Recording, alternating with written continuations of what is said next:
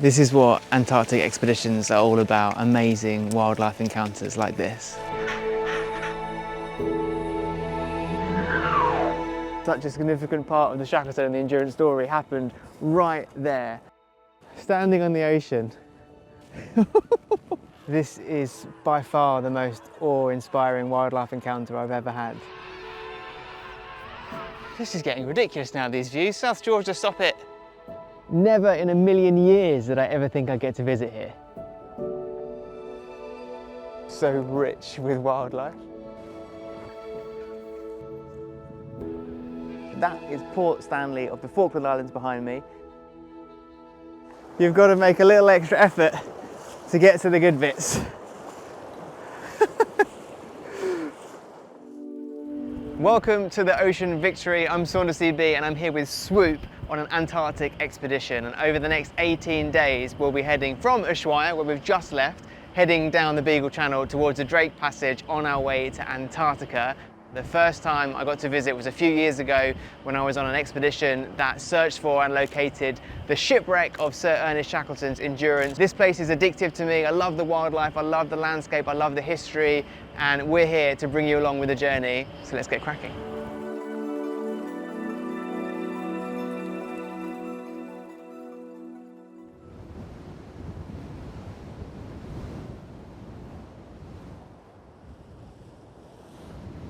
So we're up in the observation deck and I thought this would be a great opportunity to talk you through the route of this expedition. I've got a chart up here in the deck, so let's have a look at where we started, which is here, Ushuaia in the Beagle Channel. So we sailed out of there last night, had that beautiful sunset, and then we entered Drake Passage. It takes about 2 days and a good run to cross Drake Passage, and then we get to the Antarctic Peninsula, which is like a set of islands at the top side of the very west of Antarctica. And then once we do that, plan is we get to Elephant Island, such a significant part of the Shackleton story, before recreating a huge part of that story and taking the ship across the Southern Ocean to South Georgia, then heading over to the Falkland Islands before exploring that for a few days and then heading back to Ushuaia. The main caveat to have with that is a plan, but the beautiful thing about expeditions, which makes them different, there is no set itinerary. There's a plan that you try and follow, but you are at the whim of nature. And I personally love that about expedition travel, because it completely connects you with nature. You can see why this is such an inhospitable, remote part of the world and why we're very lucky to be able to explore it. The journey to Antarctica is full of firsts. The first time crossing the Drake Passage and seeing the first iceberg. There's going to be plenty of more of that to come, that's for sure. Spotting the first Antarctic wildlife of the voyage. Wow. And if things couldn't get better, we just spotted our first Antarctic whale. And seeing the white continent first come into view.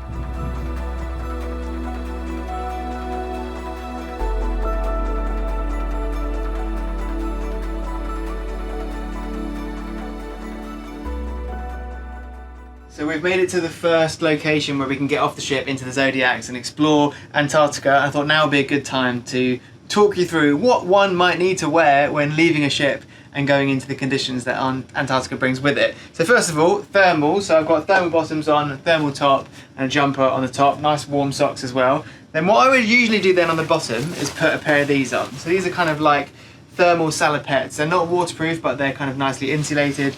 I've got these fisherman type ones that go over the shoulders, a little bit of extra warmth around the stomach as well. Then you would finish by putting the waterproof trousers on. Now these are essential in Antarctica because of the spray off the ocean when you're in the Zodiacs getting you wet, and when you're wet, if it's not waterproof, you get cold even quicker. Also, sometimes when you do landings in the Zodiacs, the kind of small rib boat kind of things, you have to be able to step outside into the water. So you have your big boots on, but then if it was to be slightly deeper, you want to make sure you've got waterproof trousers on as well. So then on the top half, I've got my Shackleton jacket, which I use for all my expeditions. You do actually get a parka with the expedition when you get on board. There's one waiting for you.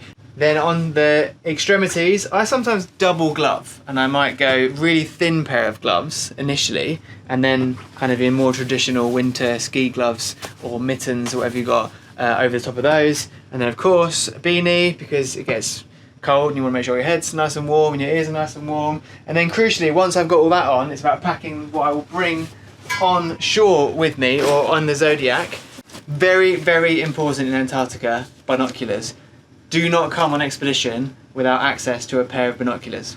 A game changer in spotting wildlife.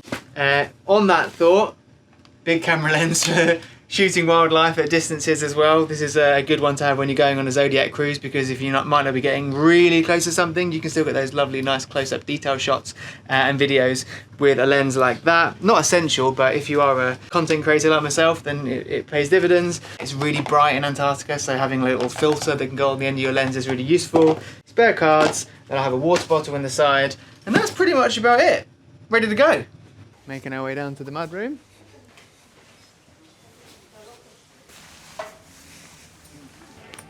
Voila, ready to go.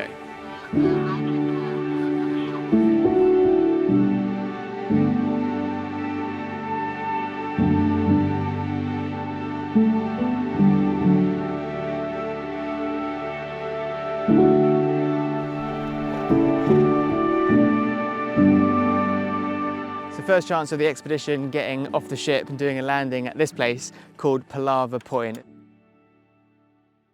There is a colony of chinstrap penguins here. The place gets its name because of the way they talk and the noise they make. They're having a palaver. Bit of a three-pronged approach for the expedition today. You've got us on land doing a landing, a bit of a hike. You've got some paddlers in the water kayaking, and then you've got a Zodiac cruise going on. It's a really cool place to be because just getting the chance to sit quietly and observe the chinstrap penguins as they go about their business, see their behaviour. It's like being in a nature documentary in real life, and I love it.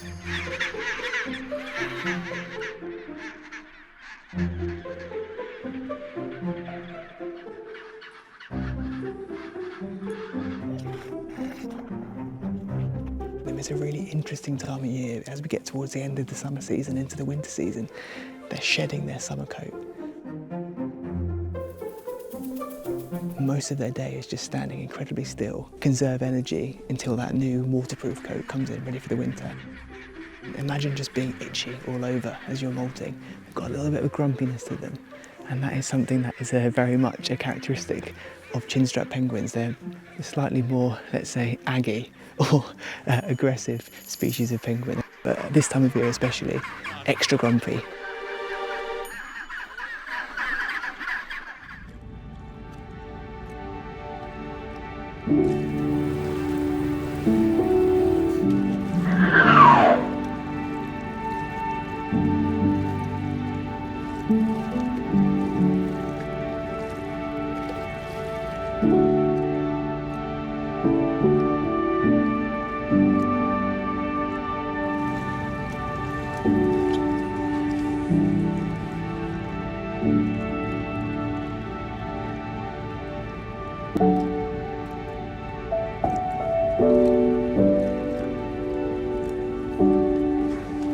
Thank you very much. Thanks.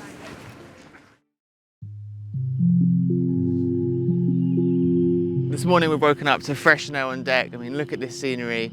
This is what I love about this part of the world, is that every day it can look different, and you can visit the same places multiple times, but they'll always look different. There's always new things to appreciate.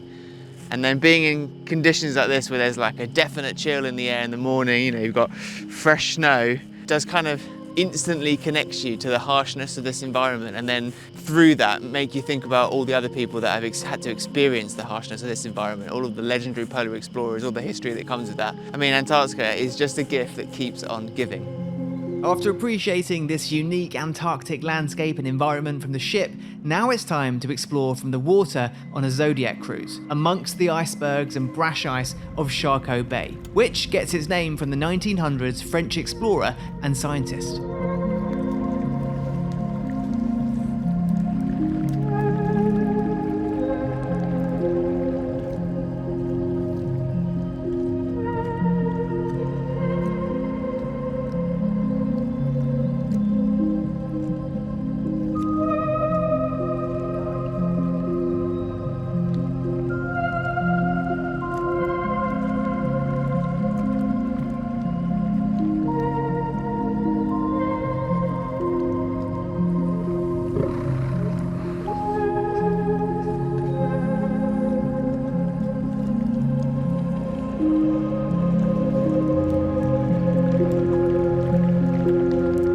unforgettable experience being amongst the ice and the wildlife. And there's more to come as we spend the next 4 days exploring different locations along the Antarctic Peninsula.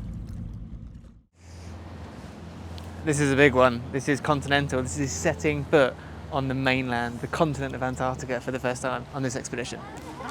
Welcome to Portal Point, the most beautiful place in the world today. And congratulations to all of you, because you are about to set foot on the continent of Antarctica. So, well done.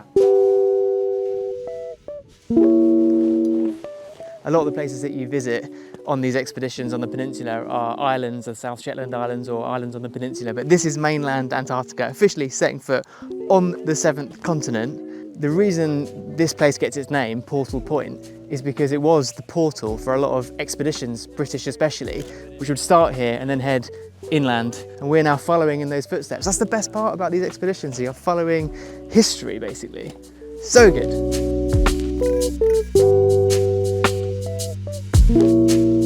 This is definitely the best view I think I've ever seen in Antarctica. Just look around, you've got a frozen ocean of icebergs here, you've got snow-capped mountains, just full 360, unbelievable view. This is just absolutely breathtaking.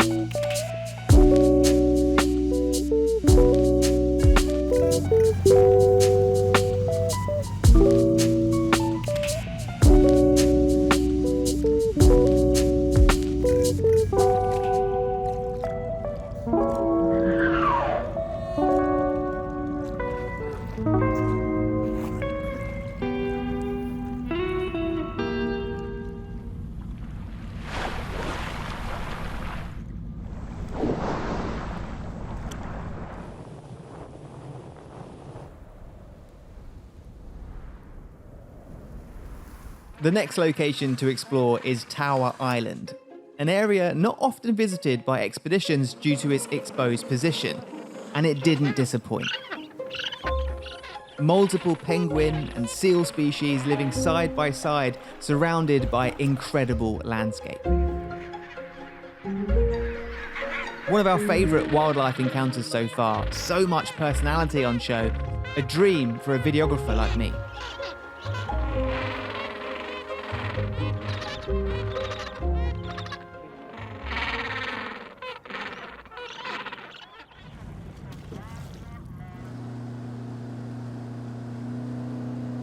This is an incredible place to do a landing on expedition. It's called Brown Bluff. There's 2 colonies on this little stretch of coastline, which is actually on the continent of Antarctica. You've got an Adelie penguin colony on one side of the island and a Gentoo colony on this side. So interesting because of the wildlife here, but also the geological history, because it is the site of a volcanic eruption a long time ago. It took millions of years, but there's evidence of that eruption still today.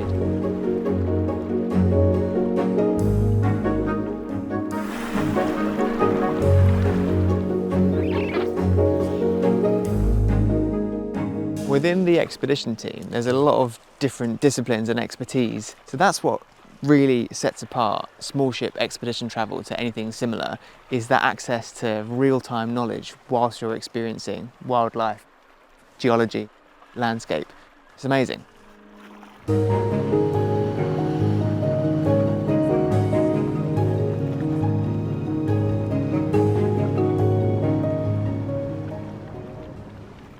Let me show you a really unique feature of this ship, is that you can open up the edge of it and get an amazing view out to sea or over to the ice. Ah, look at this. Love it!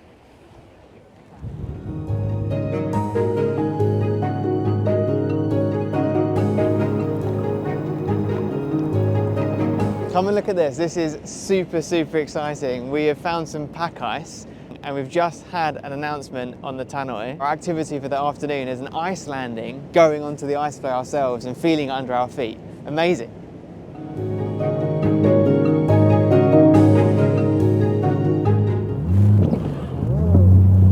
Good afternoon and welcome to a random piece of sea ice floating on the Antarctic Ocean.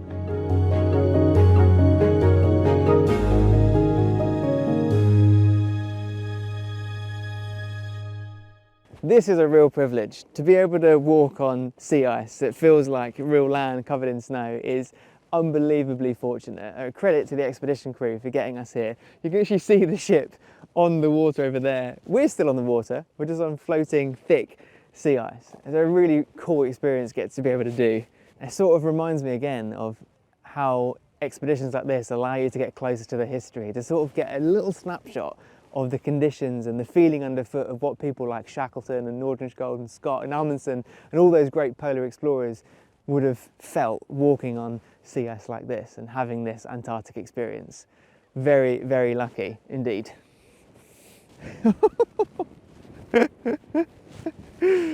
Standing on the ocean.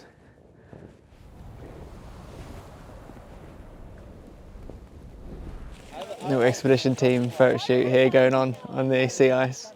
Okay, 3, 2, 1.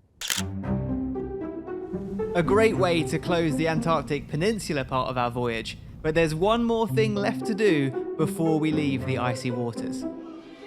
So excuse the outfit, but it is polar plunge time. So it's a really fun part of all expeditions in Antarctica where you get the opportunity to jump in the water that's below 0 degrees. Don't know why you want to do it, but it is so much fun. It's exhilarating, and everyone gets involved. It's so good. Let's join the queue. I think we're up first. Our group got called first just by pure chance. Thank you.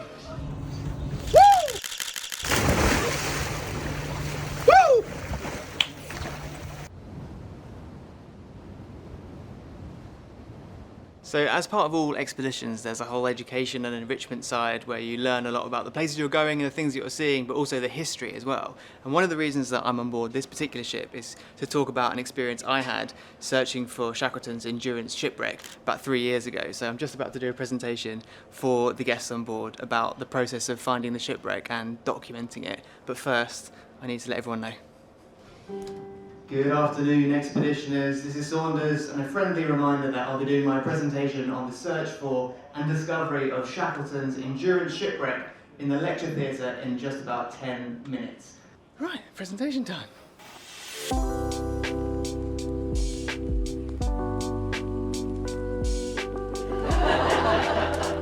In the same ice as Shackleton, I don't even know how that's possible.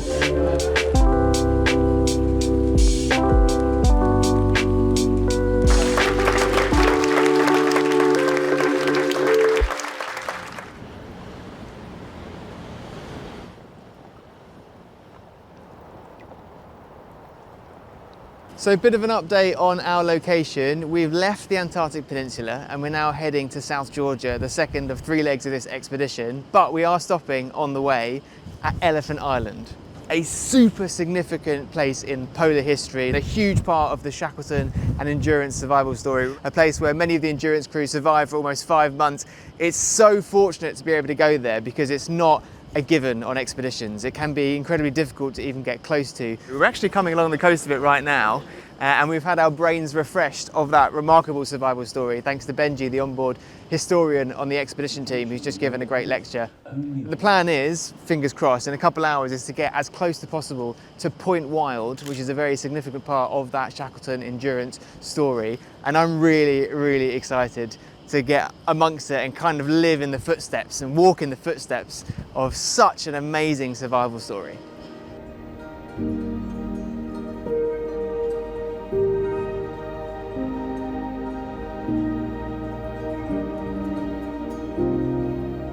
I tell you what, the expedition team and the captain have not disappointed because they have made what seems like the impossible possible by getting us so close to Point Wild on Elephant Island. Such a significant part of the Shackleton and the Endurance story happened right there.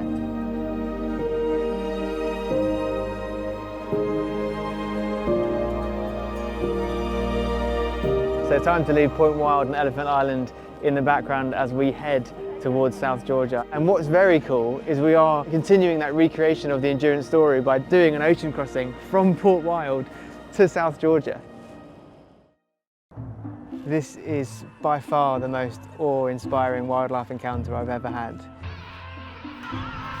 This is getting ridiculous now, these views. South Georgia, stop it. Never in a million years did I ever think I'd get to visit here.